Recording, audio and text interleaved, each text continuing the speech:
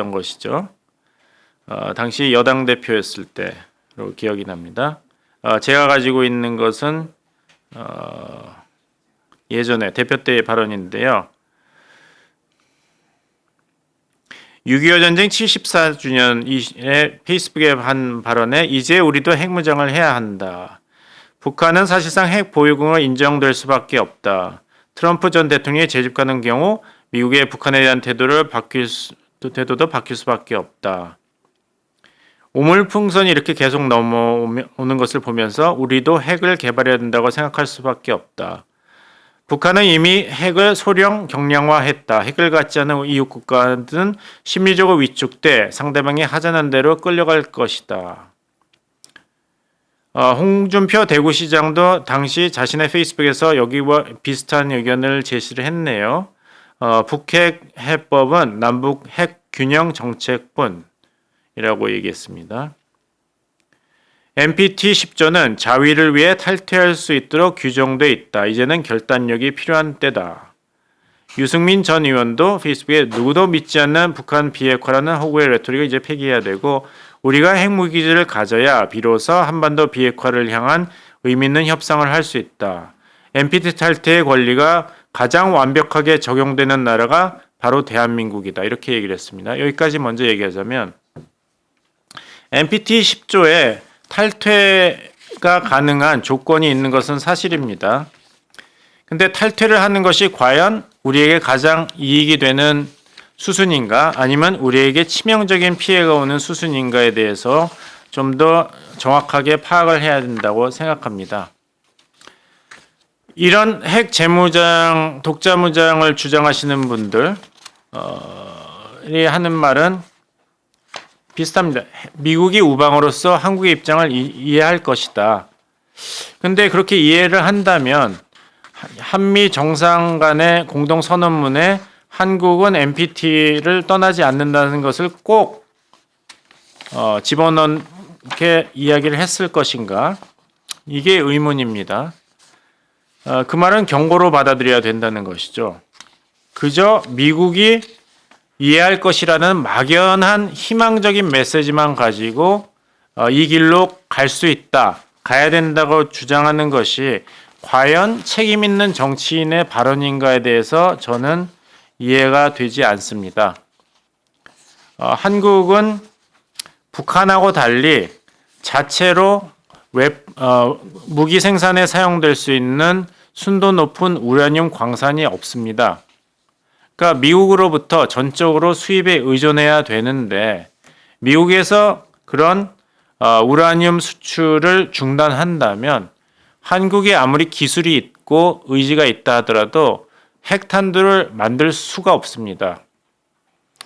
주장하시는 분들은 미국이 그런 조치를 취하기 전에 우리의 우수한 기술로 무기를 이미 개발을 해서 기정사실화하면은 인도와 파키스탄을 사후에 핵 무장국가로 기정사실화한 것처럼 미국도 어쩔 수 없을 것이라 하는데 글쎄요. 핵 폐기물 처리도 이명박 정부 때 농축이 안 되면은 건식으로 하면 된다. 파이로 프로세싱으로 하면 된다고 핵 원자력 공학 전문가분들이 이야기한 것을 제가 기억합니다. 근데 그 좋은 기술이 올해가 2025년이죠. 10년이 지났는데 왜 아직 현실화가 안 됐습니까? 그게 꼭 미국이 막아서 안 된 건가요? 아니면 그 당시에 이야기한 건식, 파이로 프로세싱이 그만큼 실현 가능성이 작은 굉장히 새로운 기술이 아니었는지. 그럼 이렇게 불확실성이 많은데 자체 우라늄 광산도 없고 미국이 어떻게 나올지도 모르고 또 이런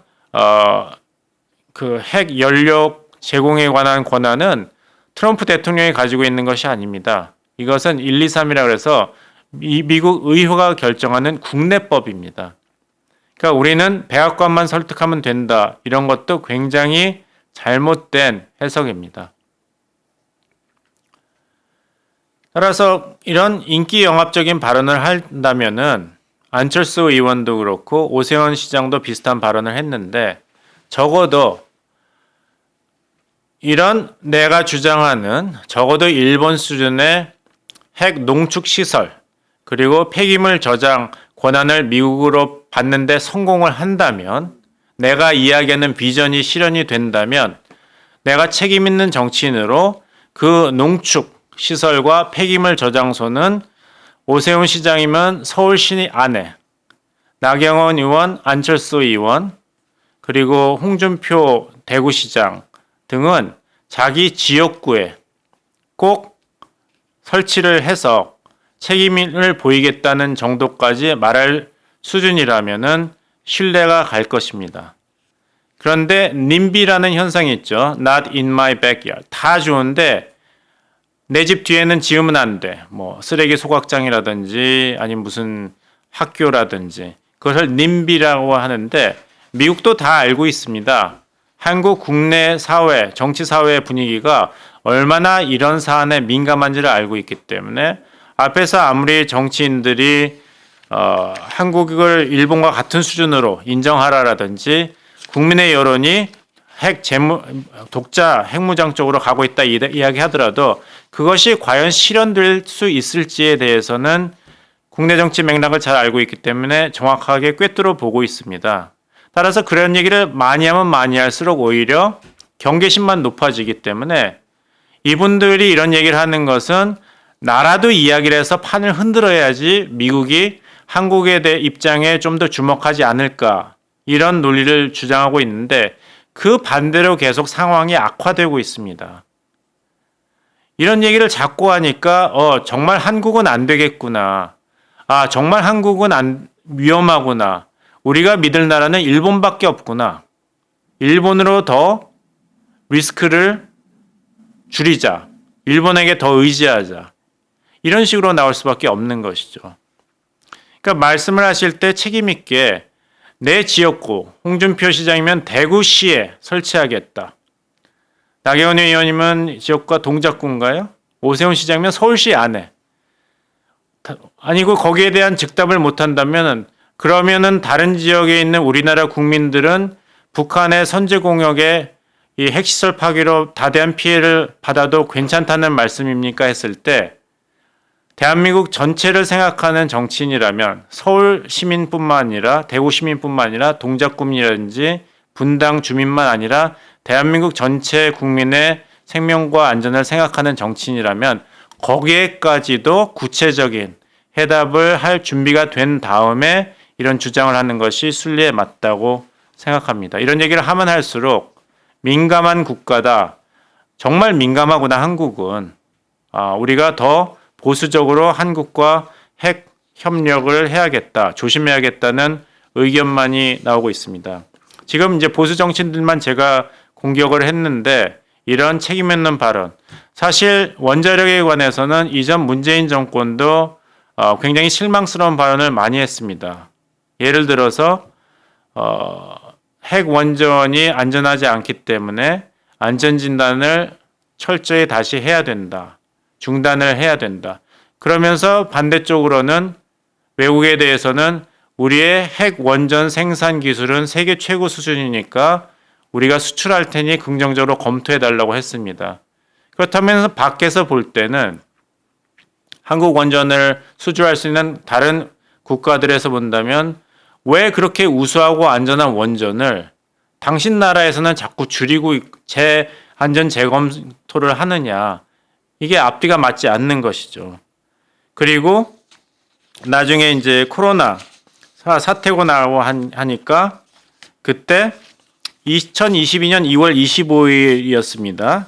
청와대 메시지였는데 그때 문재인 대통령이 갑자기 원전을 정상 가동하라고 발표합니다.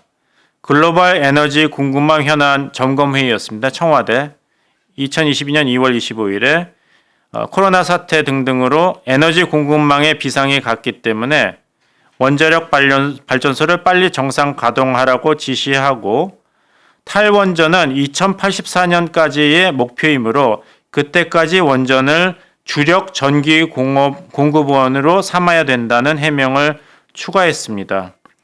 그동안 임기 동안에 원전 안전성을 높이기 위한 기준 강화와 선제적 투자가 충분히 이루어진 만큼 가능하면 빠른 시간 내에 단계적으로 원전을 정상 가동을 할 수 있다. 이것이 청와대의 설명이었습니다. 그러면 듣는 국민 입장에서 아니면 한국 원전을 수주할까 생각하는 외국 입장에서는 서로 충돌하는, 서로 모순하는 발언이 나오기 때문에 대한민국은 실리도 얻지 못하고 신뢰도 유지하지 못하는 어려운 상황에 놓이기 때문에 애국심에서 반로가 됐더라 하더라도 그리고 궁극적인 목표가 선하더라도 과연 내가 원하는 것을 국가와 국민을 위해서 성취하려면은 어떻게 긴 호흡으로 치밀하게 갈 수 있는가에 대해서는 이 말과 전략이 일치하는 그런 조심성이 필요하다는 말씀을 드리겠습니다.